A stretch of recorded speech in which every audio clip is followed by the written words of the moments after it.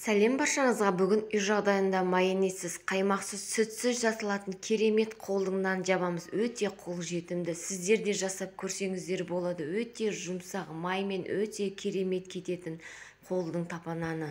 Егер де сіздерге ұнап жатса, лайк басып, комментария жазуды ұмытпаңыздар. Пікірлеріңізді қалдырып кетіңіздер. Ал енді біз бастаймыз. Бізге керек заттарымыз: суымыз, мен жылы суыма бір ас қасық май салдым, тұз салдым, және де бір қасық дрожж салдым. Барлығын жақсылап араластырамыз.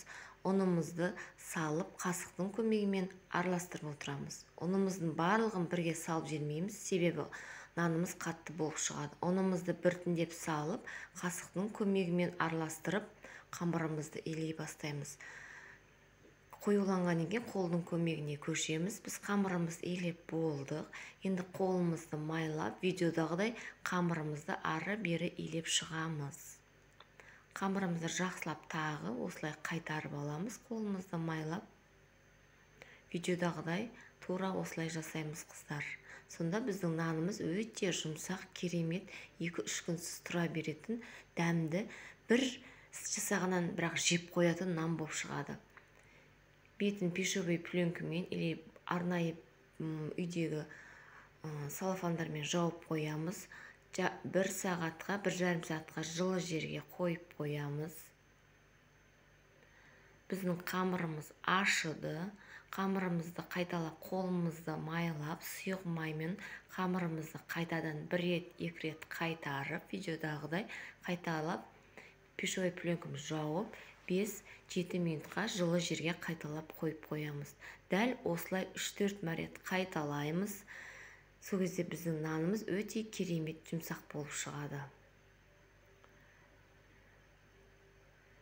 Біздің қамырымыз дайын болды. Тағы да арнайы столдың үстіне қамырымызды 2-3 бөлікке бөліп, қамырдың илегеніне байланысты бетін тағы 10 минутқа жауып қоямыз. Біздің қамырымыз дайын болды.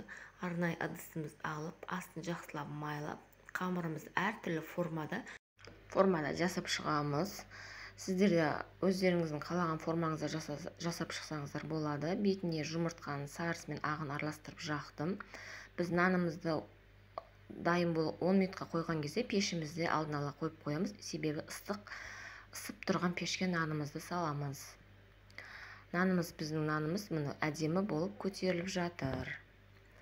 Нанымыз біздің пісті, өте керемет, әдемі, жұмсақ болып пісті. Сіздер де жасап көрулеріңізге кеңес беремін. Өте дәмді.